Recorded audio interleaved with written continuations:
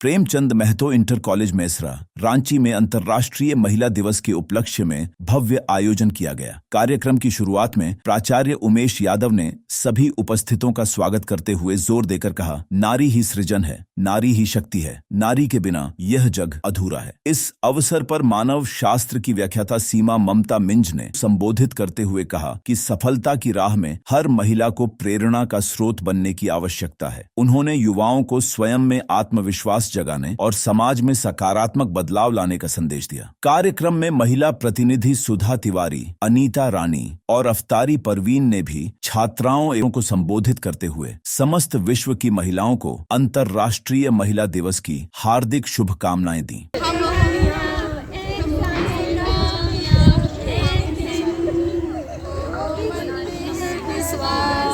पूरा है विश्वास, हम होंगे कामयाब एक दिन।